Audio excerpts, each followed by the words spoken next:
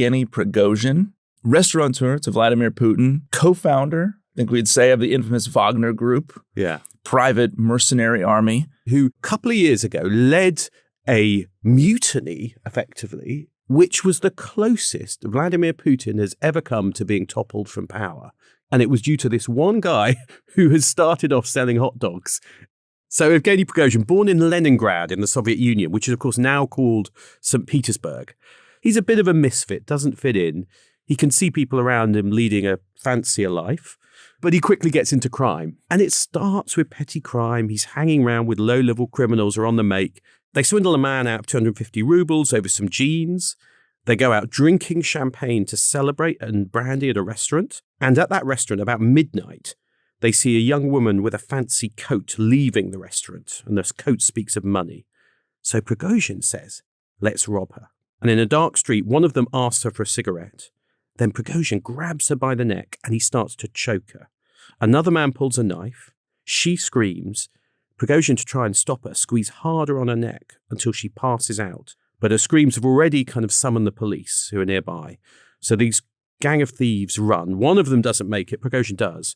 But the police will eventually track them all down and come knocking. So now he's in big trouble. So he's going to get sentenced to 13 years in a penal colony. This is the Vorovskoy Mir, the thieves' world inside these gulags, these prison camps. Of course, there's violence, prisoners in these huge barracks, and the barracks are run by the prisoners rather than by the guards and the officials. You have to make friends with the big guys to survive. It's the same lesson you learn in any prison, as you know from your time in Texas Penitentiary, David. That's right. You're either in... Sorry, you weren't there, but...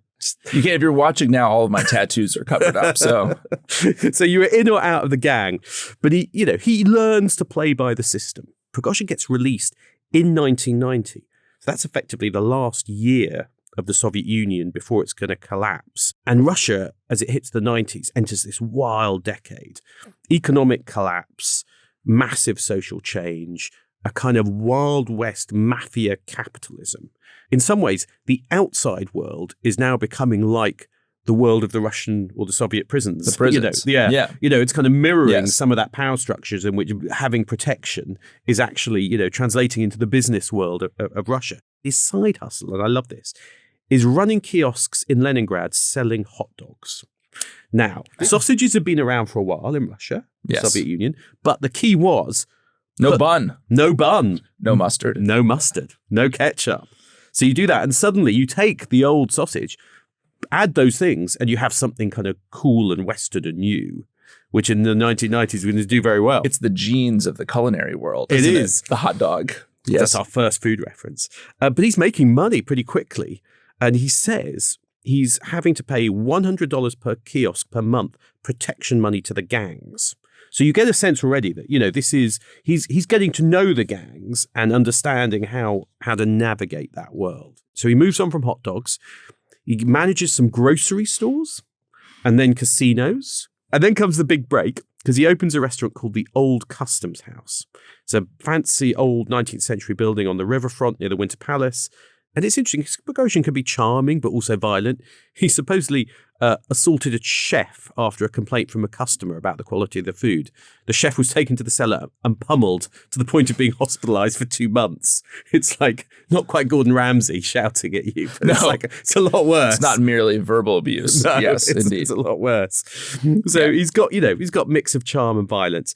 But about that time, it's thought Putin is kind of moving in these circles. So in some ways, Putin and Prigozhin, I think, are kind of similar because they are two people who've grown up on the wrong side of the street, Mm-hmm. And Putin has come from quite a poor background in Leningrad, now St. Petersburg. And he grew up in a kind of crowded apartment blocks.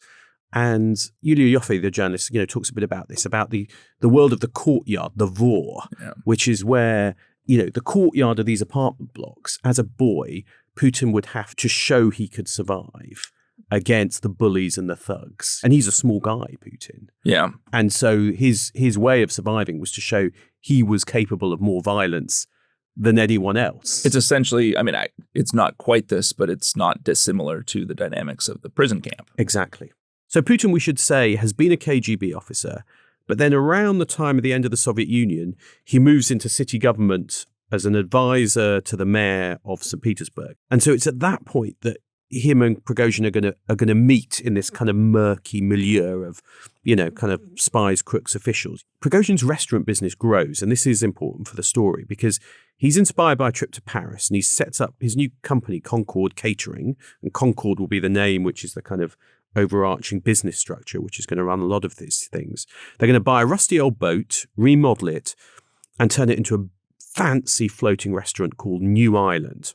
Now, this does really well. Has its own truffle menu, David, which I always like. He's gone from hot dogs to a truffle-themed menu. With white glove waiters. He's moving up. By 2000, the end of the 90s, Putin is president of Russia. 2 months after he becomes president, Putin brings the Japanese prime minister to the New Island floating restaurant.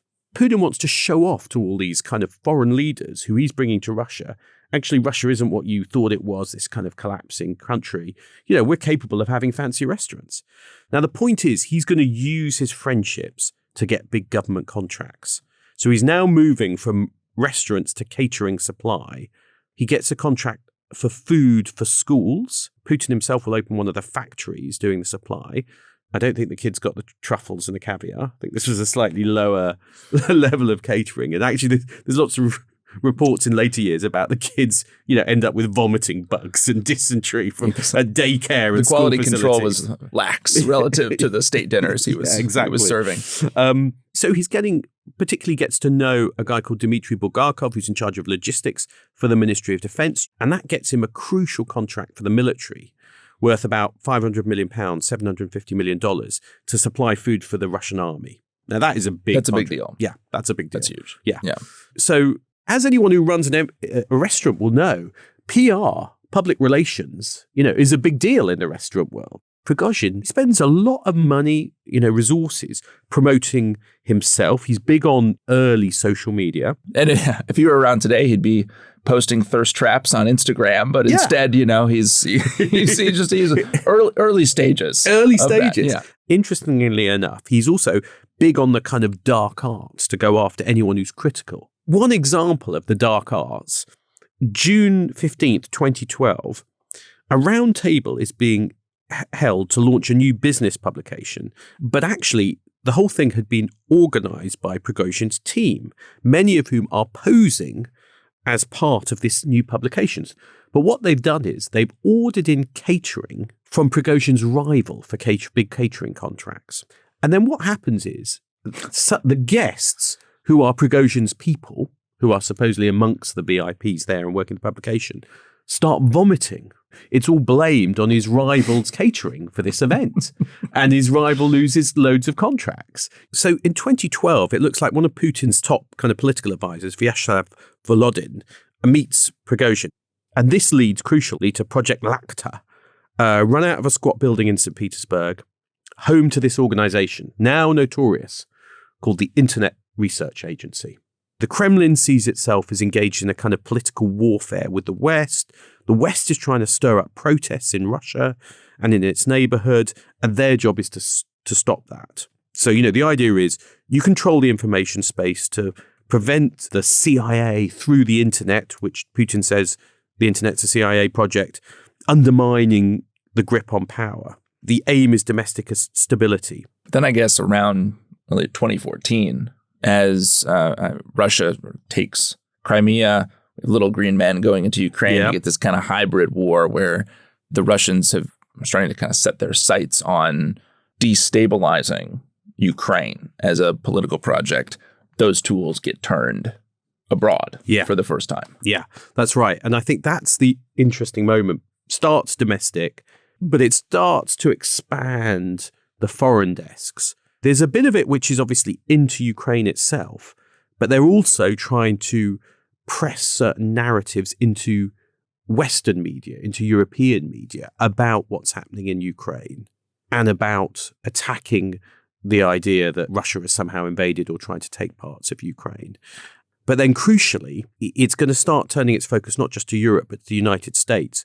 Because now we're into kind of 2014, but already they've got their eyes on an American election coming up in 2016. And they're immediately going to start thinking, how can we mess with the American election? It really is, I guess, in the wake of this effort that Prigozhin becomes known inside the U.S., and really it kind of puts a target on his back in a way. One of the interesting things is then Putin starts getting asked about, Prigozhin, and he compares Prigozhin to George Soros, the Hungarian philanthropist who supports liberal causes around the world.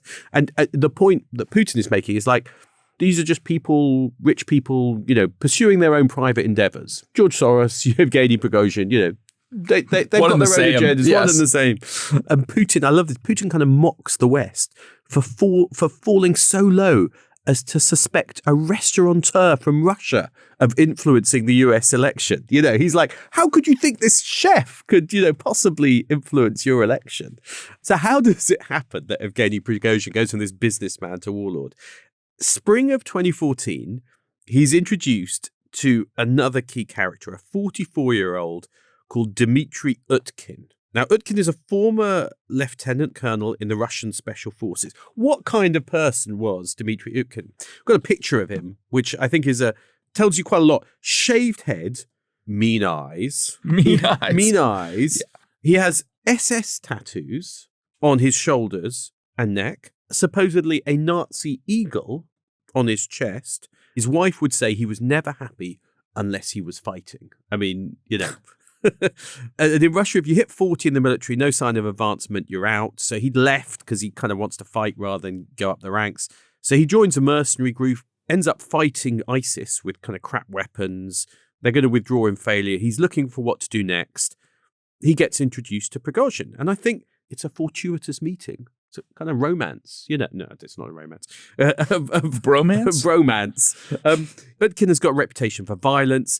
He would sometimes greet Prigozhin with Heil Petrovich, using his boss's code name, and supposedly sign some documents with SS symbols. But here's the crucial thing, again, back to his kind of Hitler obsession, though, because I think he really does have a Hitler obsession. He had become... Utkin does. Does. He'd become obsessed with Wagner, the composer who was Hitler's favourite. And so his call sign as a mercenary is Wagner. So he is Wagner. Prigozhin, he's going to understand now that the Kremlin needs a little bit of help with men of violence and mercenary work. And with Utkin and with his people, there's an opportunity there. We're talking about that meeting between Utkin and Prigozhin in 2014. This has happened just as a pro-Kremlin government has been removed from power in Ukraine. Kremlin is angry. Famously, Russia kind of seizes Crimea using undercover special forces who just pop up in Crimea. These are the famous people called Little Green Men. They've got no visible affiliation to Russia, and they say they're a local self-defense force, but basically they're Russians. And before anyone knows it, before the West can react, Moscow seized Crimea and is going to annex it. But then in the east of Ukraine, there's also violence in the Donbass region, and it's going to draw in Russian nationalists and imperialists from Russia to come and fight in Ukraine. They want that bit of adventure, but they're struggling against the Ukrainian military. And so mercenaries are the obvious answer, aren't they, for Russia? If you want to help these groups fight, but you don't want to invade at that point, it's 2014, not 2022. You don't want to have your own military go into a war. You don't want the West to then, kind of turn against you. At this point, they don't want to do that. They don't want to also lose lots of their own troops and have the body bags come home. There's a business need. There's a business need. Utkin is, as I said, Wagner. The group are also sometimes called the orchestra, which I love. And the fighters, musicians, and the battles they engage in are called concerts. I mean, this weird jargon, but it's only 200 people or so at the start when it's in Ukraine. And they're going to turn up in Luhansk in the Donbass, where local forces are on the back foot. Crucially, they down a military transport in June 2014, which kills 49 Ukrainian servicemen. So a big deal. The mythology starts to build. Utkin, will claim he was injured in the fight for Luhansk airport, where his 40 men take on 400 Ukrainians, taking them by surprise. Ukrainians actually say it was more like 150 of their men, who had to retreat. But then you get the Minsk agreements, which are going to kind of freeze the conflict, which I guess in a way means it's over for Wagner. Their need seems to have passed at that moment. Well, Gordon, though, an enterprising and psychopathic chef, of course, is going to find new markets, isn't he? Yeah, most restaurateurs would be like, where can I open my new restaurant? we're here with our Gordon Ramsay of the of the Russian warlord going, new market. Syria looks good for an opening. The civil war, I guess, has been raging. President Assad is struggling in Syria against the opposition forces, rebels and ISIS. And of course, Moscow wants to support Assad, but a bit like Western governments, it doesn't want to do the full-scale intervention. It doesn't want to put, boots on the ground, does it? So I guess what it's going to do is use air power to bomb the rebels and then give some support on the ground through mercenaries, through Wagner and others. By 2016, you're going to have about 2,500 Wagner mercenaries stationed in Syria. Interesting enough, the salary for a mercenary then is about $4,000 to $5,000 a month. Pretty good. It's not bad. It's not bad. Nearly 4 times what a normal Russian soldier earned. So Wagner's now got some kind of, tends to be experienced commanders, your Utkins and his people who are kind of running the show. And then you get all of these recruits who are coming in to kind of be the guys on the ground, doing it basically for the money. Yeah. Often only for 6 months or so. Sometimes they're people who are ex-soldiers themselves. But you read about them and, there's sometimes like taxi drivers, or mechanics who are just like, it's good money. It's good money. I'll do this for 6 months, big payday, and go back home. I think one of the other things that comes of that is the reputation for brutality really starts to emerge here in Syria. And there's one particular set of videos which come out in June 2017. There's some of a man being beaten with a sledgehammer. Also of a body being set alight. There's a beheading. There are people kicking the guy's head around who's been beheaded. And these videos start to circulate amongst Russian military veterans. And this is a kind of big moment, actually, in Wagner, in its story, because it's going to cement this idea that Wagner are a kind of nasty bunch, capable of brutality, but also create a kind of cult around them amongst people who kind of like that in Russia, I think, which is a bit wild. But it's going to help recruitment. That's what's kind of crazy, particularly amongst military veterans, nationalists and others. Who would like to be swinging a sledgehammer. Swinging a sledgehammer. Yeah. Wagner plays a role in the Palmyra operations, 2016, then the Syrian forces This is a fight against the Islamic State. When Wagner wins some battles there, who gets the credit? Defense Minister Sergei Shoigu tells Putin, we took Palmyra. And then Prigozhin says, no, we did. And Shoigu reportedly stated that the Gopniks cannot go down in history. Now, Gopnik is like a low-level it's a thug. Thug, or also have the kind of connotation of being trashy, working class. It says something already about the way in which Wagner is seen as these kind of rough guys. The military are like, we can't let them have credit. The other thing, which is going to be important for Prigozhin, though, I think, is that he starts to see, doesn't he, that how do you make money? And one of the answers is in Palmyra, there's some oil and gas. Yeah. And he's going to work out. Gas town. It's a gas town. Yeah. There's a way of funding this. I think he knows the rules. Yeah. And he's got protection from, even if he's getting into, fights with the defense ministry, he's doing this because, Putin and the people above him in the Kremlin, they want this to happen. Yeah. But now Prigozhin is going to move to try and take that model global, effectively, and to kind of build it further afield into new conflicts. And Prigozhin and his private jet will be spotted all over Africa. He often travels now under a fake name and wearing disguises and wigs. It looks like Sacha Baron Cohen and the It's Dictator. Sacha Baron Cohen and the Dictator. That is exactly what it is. I mean, I can't believe he actually used some of these. I mean, like massive, big, fake beards. Admittedly, especially the one here in the bottom left where he's got those big shades on. Yeah. You really can't tell it's him. No.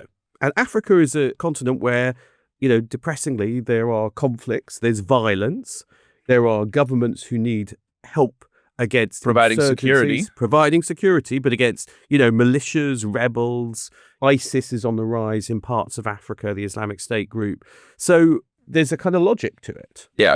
A couple are interesting to kind of understand what Prigozhin is doing. Central African Republic, one of the kind of early places. landlocked country full of gold and diamonds. So already you can see the attraction for Mr. Prigozhin, who's learned in Syria that oil and gas, natural resources are good for business. He's saying, we can help protect your regime, we can fight off any opponents and militias, we can secure and guard the natural resources, and all you have to give us in return is a cut, little concession. You make it sound sinister, Gordon. One of the interesting questions is, how far is this Moscow?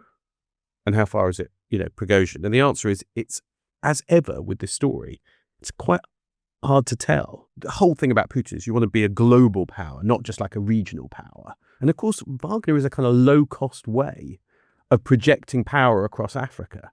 And there is this way in which it's a kind of modern form of colonialism, resource extraction in war zones, guarded by Wagner mercenaries, financed by the profits they extract. The British system, the East India Company in the earliest days was a private company, which basically takes over India and has its own armies and militias and eventually gets absorbed into the state. But there's a kind of age-old aspect to this, but just kind of placed into the modern Russian context, I guess.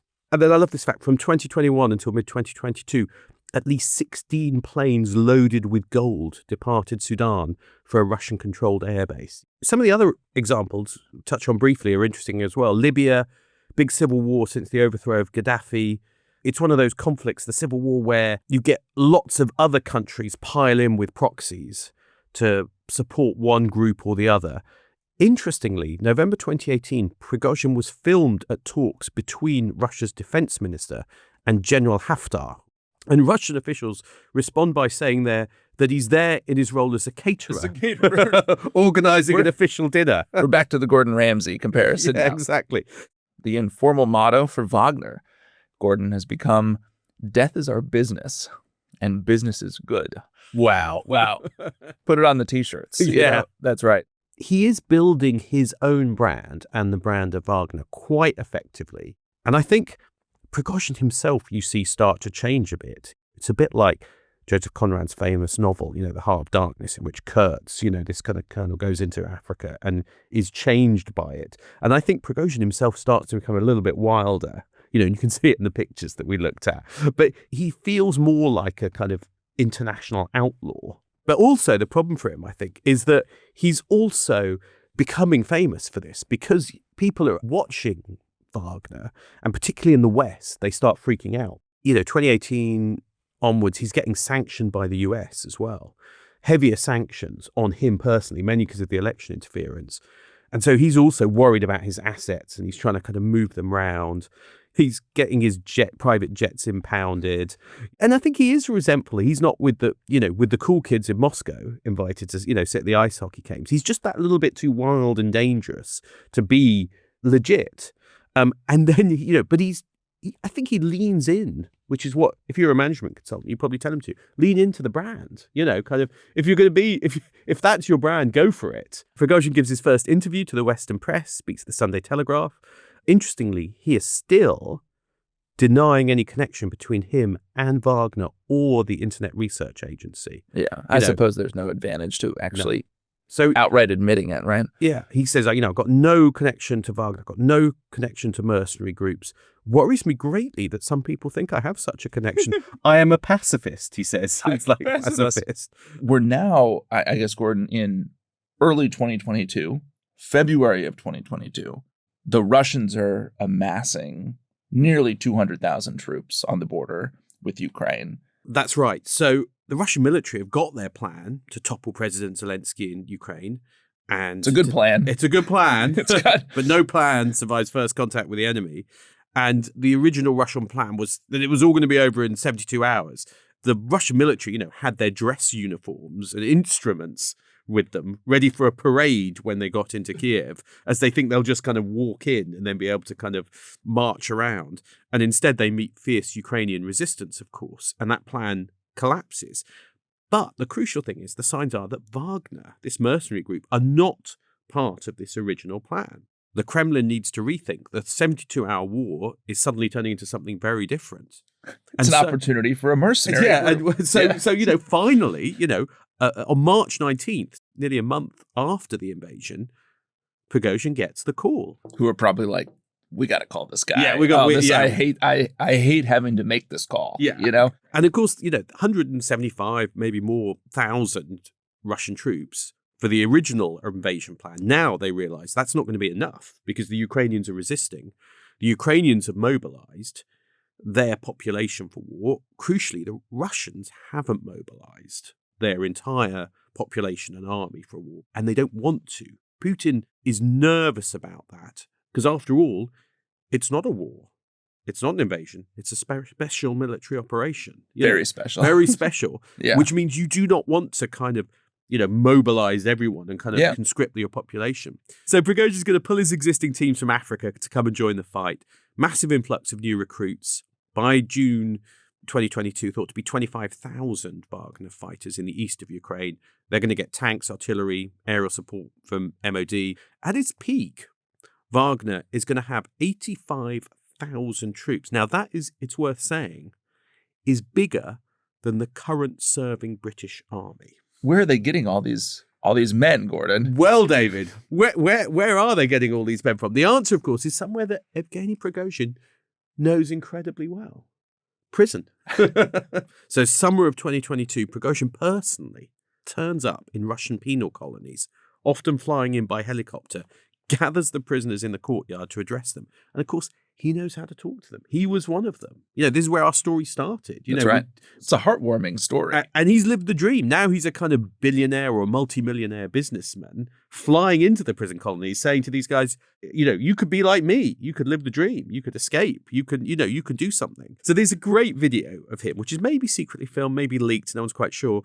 Speaking in Mordovia, which comes to light in September 2022, where he gathers hundreds of inmates in a yard and then offers them a deal. It also seems like, if you're in a Russian penal colony, you might really consider this. Yeah. This seems like not a bad deal. You take the deal. When you get to the guts of it, it is a pretty frightening thing because you could have a serial rapist. Yeah. You could have people who have done some awful things. Yeah. Who then go fight and then get released, sent loose back into Russia. Yeah. So you supposedly get whole units of sex offenders. Which is kind of wild. You get cannibals. Is there a cannibal unit? I don't know if there's a cannibal unit, but you get people who they never made it there. They just who ate each other on the way to the front. And needs must. Needs must. Must. That's Putin's Russia. That's why Ivan the Cannibal came back home. Never thought we'd see that guy again. Close to 50,000 prisoners sign up, it's thought. No one knows for sure. 50,000 prisoners are going to get out this way. They are given what I would assume would be the worst assignments on the front. Right? Yeah. It has to be, right? Yeah. Because they're just so low value to the Russian state. They're completely cannon fodder. They get a week of training, and then, I've been out to Ukraine a couple of times since the war started, and I remember, Ukrainian people on the front line, soldiers who I'd interview, who would talk to me about seeing what they would call meat waves. And it's a pretty nasty concept, but it was basically that the Russians would just throw waves of people at the Ukrainian lines who were cannon fodder, knowing they would be killed, just to exhaust the Ukrainians, run down their ammo, exhaust them, and then when they felt they were exhausted, then you send in your proper troops who are going to try and break through. So that is what they're using these kind of Wagner conscripts for and what they'll use them for. It's a kind of brutal, intense warfare where you just don't care about human life. And you kill anyone who turns around. Right, and Prigozhin was very clear in that speech. That deserters would be killed. Deserters are going to be killed. And there's one particular case that becomes very famous about the kind of punishment. There's a guy called Yevgeny Prigozhin, who was a murderer, and he was serving a 24-year sentence for murder. So in August, he gets recruited from his prison. He arrives in occupied Luhansk region. It's a little bit vague, but apparently he surrenders to the Ukrainians, gives an interview in which he talks about this. But then, for some reason, it appears he gets swapped back to the Russian side in a prisoner swap. Not a good idea. Yeah. Now, it's the wrong direction to go in. Wrong direction to go in when you've apparently, surrendered to the Ukrainians. A video appears of this, Yevgeny Prigozhin. His head is taped to a concrete block, and he confesses to desertion. A man then gets a sledgehammer and smashes his head in, which, as we've seen before, is the kind of the Wagner way of dealing with this. the video goes viral on TikTok. I mean, it gets like millions of views, which is, again, about the kind of dark fan culture around Wagner. The branding. Yeah. The branding. And Prigozhin himself says, "It seems to me that this film should be called A Dog's Death for a Dog. It was an excellent piece of direction and could be watched in a single sitting." The same month the video comes out, the European Parliament adopts a resolution designating Russia as a state sponsor of terrorism, and it's urging for Wagner to be placed on the kind of terrorist list alongside Al-Qaeda and ISIS. And Prigozhin, or someone, sends a sledgehammer engraved with the Wagner logo and smeared with fake blood in a violin case to the European Parliament. I mean, it's your kind of mafioso horse's head in the bed. Yeah. It's and it's very theatrical, which I think appeals to him too. Yeah. The break is there with the West. He's got nothing to lose. He's going to embrace the kind of the dark side. He's going to say, you've heard of Wagner. I cleaned the old weapons myself. I sorted out the bulletproof vests for myself. I found specialists who could help with me. From that moment on the 1st of May 2014, he kind of gives a date, a group of patriots was born, which later came to be called the Wagner Battalion. And yeah, he's also going to admit to being behind the Internet Research Agency. He's kind of not going to try and hide anymore. And I think what he's doing, he's going full in with the Russian nationalist community. A lot of the people around Putin have kind of come through the elite and live in the elite. He has got a bit more of an ordinary background. So he's going to kind of present himself as the voice of the ordinary stroke nationalist, patriotic Russian. And he always knew, of course, we've seen how to play the PR game, how to kind of brand himself. And so he's going to go out there and say, I'm the one who is doing what it takes to defend the motherland. I'm an ordinary guy. I'm not one of the elite. I'm not one of those generals or ministers who screwed up this war plan. Because, of course, everyone knows screwed up. Right. Yeah. It's the military. It's the advisors around him. The elite in the military. Screwed up this war. Yeah. They screwed up this invasion plan, and now someone's got to come in and sort it out. And that's going to be me. In Russia, they know things are not going well. So they're looking for anyone who can kind of give them a boost. And there's some early victories for the Wagner forces. And of course, his PR machine, his trolls are kind of starting to boost him and Wagner. And of course, then denigrate the Russian military. This is all going to kind of come to a head over another really significant battle over a place called Bakhmut. From the winter of 2022, becomes probably one of the most brutal, long-running battles of the Ukraine war. Both sides are going to throw everything at this battle, and it becomes an absolutely brutal meat grinder in the mud from late 2022. The Russians are just throwing these kind of meat waves to take sometimes just 100 meters of land a day for very heavy losses. And the Wagner Group are being used on the front line, and they're going to be the ones taking the heavy casualties. The US reckon that Wagner have about 30,000 wounded or killed, mainly in Bakhmut. And the stories are just kind of, grim, and people who flee get executed. Some of the kind of maneuverings around here are really interesting and odd. So there's a US intelligence report which gets leaked, something called the Discord leaks, which claims that in January 2023, Prigozhin tries to negotiate with the Ukrainians through a back channel secretly, and says to the Ukrainians, if they withdraw from Bakhmut and lets him and Wagner take Bakhmut, he would give Ukraine information on Russian troop positions so they could attack them. Now, if that's true, it's nuts, isn't it? But is it in the big if true category? It is. Do you buy it? I don't know. I mean, it could be that Prigozhin was kind of lying you could imagine him telling that to the Ukrainians. Just let me take that back. And having no intent and no intention of following through. Yeah. But he wants the victory of taking Bakhmut because he knows how much is riding on it. So he might be kind of lying about it rather than really planning to do it. But, he staked his reputation on taking Bakhmut, and he promises to take it by May 9th, 2023, victory day in Russia. It's not going well. He's thinking that he's not getting enough ammo from the Russian Ministry of Defense. Now, it may be that they're restricting ammo. It may be that they've not got enough ammo. It may be he's looking for an excuse for why he's not winning. But this is where the whole thing starts to unravel and go out of control. 5th of May, there's a video of Prigozhin standing by corpses of his own men. It looks dark and he sounds kind of angry and wild. And he goes, "These guys are Wagner PMCs that died today. The blood is still fresh. Now listen to me, you bitches. These are someone's fathers, someone's sons." And he's kind of screaming. And those pieces of shit, sorry about the language, that don't send ammunition, those bitches will be eating their entrails in hell. We have 70% ammo shortages. And this is the famous line. Shoigu, Gerasimov, where is the fucking ammunition? He's crossing a line here, right? He's crossing a line here. Because he hasn't done this. No.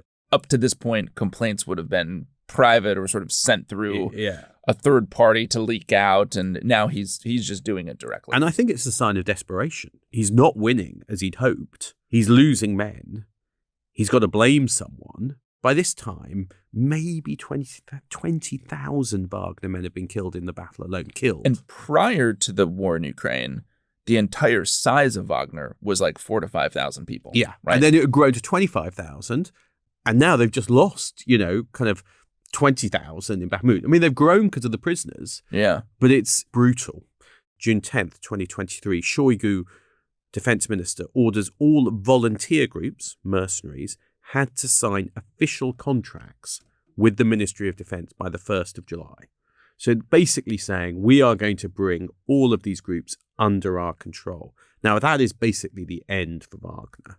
And I think it's also starting to get clearer that Putin is going to have to choose in this increasingly kind of visceral, visible battle between Shoigu and Prigozhin.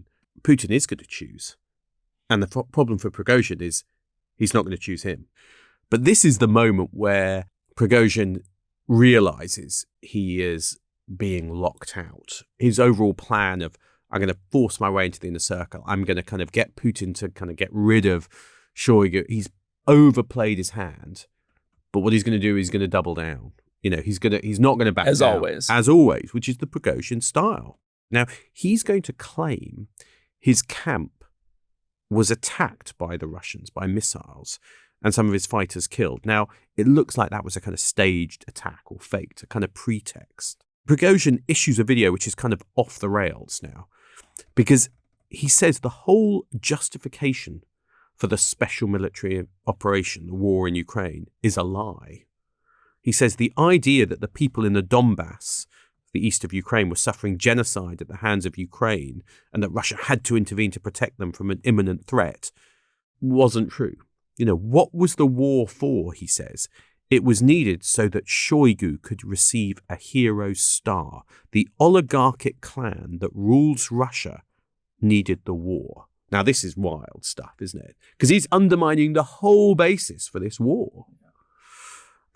Challenging on the basis on which it's been sold to the Russian public. And I guess he's got 25,000 men that in That's theory what he says, could march. So he says, the evil carried out by the country's military leadership must be stopped. And so he says he's going to restore justice in the military. And after that, justice for all of Russia. It's a march for justice, David. Well, I mean, who wouldn't join a march for justice? Yeah. I mean, on Moscow, led by a bunch of ex-convicts. Yeah, but he's portraying. I love the phrase. Cannibals marching back to Moscow. But he's to trying to make it justice. sound like Martin Luther King or something. Like we're on a civil rights march. When in fact it's as you said, it's prisoners and cannibals and Dmitry Utkin with his SS tattoos. And then this leads us to Saturday, the 24th of June. And that is, I can remember this vividly because I was in the BBC that day in the newsroom covering this. And it is one of the more memorable days. It was one of those days where you thought history could turn. This could be the day. And as the day starts and as it unfolds, where you think this could be the day that Putin is removed from power, in which there's a coup in Russia, in which a civil war starts in Russia. As the day was unfolding, you genuinely didn't know what was going to happen or where it was going to end. Because Wagner forces have moved into Russia. They take the military headquarters for the Southern Command of Russia, which is in Rostov-on-Don. Best guess is there's about 8,000 troops, from Wagner who have taken this. Now, the public, it's so interesting. They don't know what to make of it in the city. Because ordinary life is going on. Wagner troops are now occupying this city, and people are asking for selfies with Prigozhin when they see that. They're like, it's Prigozhin. He's the kind of nationalist hero. He appears in Rostov in a number of videos. And it's a weird scene because the kind of police are there as well, and also some of the regular Russian military. It would be confusing. It's just confusing. No one seems to know what to do. And one of the soldiers asks, Prigozhin, what are you doing here? And he says, saving Russia, which is his line. Now, crucially, at 10 o'clock in the morning on the Saturday morning, Putin comes out and he denounces those stabbing Russia in the back at a time of war. This is exactly the kind of blow that was dealt to Russia in 1917 when the country was fighting the First World War, he says, warning about civil war. And he says there's going to be a counterterrorism regime in Moscow. And the organizers of this mutiny have betrayed their own people and their country. And this is a disaster for Prigozhin, because if the point is negotiation, pressure on Putin to kind of get him to get rid of Shoigu, it's failed. And let me guess, Gordon, for once in his life, Yevgeny Prigozhin just turns around and backs down, He right? backs down. He goes, yeah, okay, I'll go back. No, instead, just keep on going. He keeps on going because he sends a convoy, a military convoy of Wagner, up the M4 motorway from Rostov to Moscow, to the capital. He must be hoping that on the way, the army, the National Guard maybe will join him. The Russian Air Force flies over and the Wagner team are actually going to shoot down. They've got kind of mobile air defense, at least one, maybe 3 helicopters and a command aircraft during this.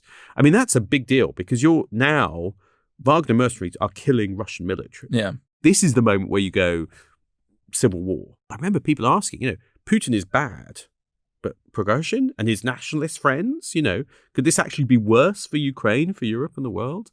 But the key thing, I guess, is Prigozhin doesn't want to fight. There's some talk that maybe he thinks he's going to take the Ministry of Defense in Moscow and remove Shoigu and, take over.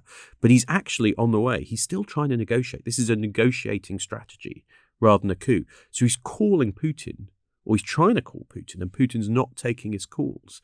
And then crucially, the person who gets involved is Lukashenko, the president of Belarus.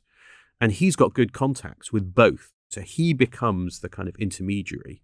And Lukashenko tells Prigozhin that Putin will not meet with him nor surrender Gerasimov and Shoigu. And Prigozhin supposedly says, but we want justice. They want to strangle us. We will march on Moscow, says Prigozhin. Halfway there, you'll be squashed like a bedbug, Lukashenko replies. So finally, Prigozhin is being told and being warned, don't keep escalating, because if you do, you're going to get squashed. Do you think Prigozhin was on drugs? I think that is entirely plausible. Isn't it? I mean, it could be, yeah. This seems like a drug-addled fever dream that he's in the middle of. No, I think that's and that he's going to possible. afterward, he's going to sober up and going to regret some of these things. So finally, I mean, I guess Lukashenko will talk Prigozhin down after a few of these calls and barter agreement. But I think Prigozhin knows he actually, at this point, he can't win. So early evening, Prigozhin halts the convoy, effectively gives up. Prigozhin, pictured in a black SUV in Rostov, where, as you said, he's been all the time, driven away. And very suddenly, It's over. It's over. I just remember it so vividly that for hours you thought Putin's going to fall. There's going to be a kind of civil war violence in Moscow. And then suddenly it's literally over. It's amazing. And a deal struck. And the deal is essentially that Prigozhin will agree to go with any of his men who want to go. To Belarus, where they'll be able to set up camp. I guess on the face of it, it's not a bad deal for a mutineer. No, I mean, I think it's an amazingly good deal, isn't it? You're no criminal charges at this point. Immunity. I mean, you've led a mutiny, and you're getting immunity for all those involved. I think it's a sign of Putin's weakness at that moment because he just doesn't. Putin's been a bit paralyzed in the day, and I think Putin doesn't want to push things too far and actually have a rebellion. I think the Kremlin knows it's got to deal with him, but it's going to deal with him slowly, and carefully. Because I think Prigozhin has to hand back to the MOD some of his, tanks and artillery, some of his men transfer. I think he knows it's over for him in Ukraine, but he's maybe still hoping he can do the whole Wagner thing around the world because he's still got this base in Belarus. The squeeze is on. He's flying around now, from Belarus to St. Petersburg. It looks like he's just desperate to keep some of his business going round, Concord. He sees his mother that summer, Violetta. When I last saw him, he looked doomed, she will say. I think Mama Prigozhin might be filtering a lot of these quotes back through what's happened since. Yeah, I agree. I'm not sure. I think he probably thought he could keep going, or he hoped he Certainly, could. Yeah. But then August 23rd, 2023, 5:46 p.m., executive jet, tail number RA02795, lifts off from Moscow's airport, heading for St. Petersburg. Now, there had been an inexplicable delay for some repair work, strangely, David, just before the plane takes off, according to one of the crew, cabin stewardess Kristina Raspopova, in a text message to her family. And there are also reports that 2 potential buyers for the jet had been on board an hour just before it departed. Suspicious, perhaps, some might say in hindsight. But the plane soon reaches its cruising altitude of about 30,000 feet. Just after 6 o'clock, suddenly goes into a steep dive.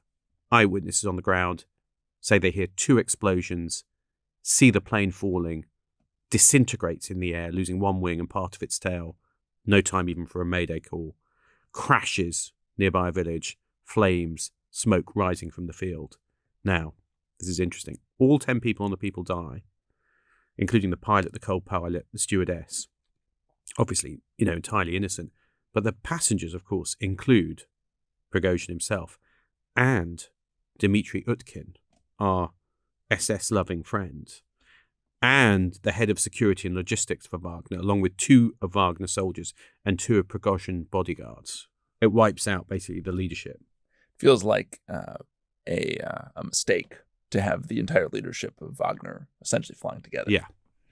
2 months to the day since the mutiny. There's some speculation, that a missile took it out. Putin will suggest the crash was caused by Prigozhin and other commanders drinking and using drugs, back to your point, while juggling grenades on board, which... this gets back to the... nothing is true and everything is possible. Yeah, he can say that. Yeah, right? It's just you just make something else that's totally ludicrous, and then feed that into the state media, and there you go.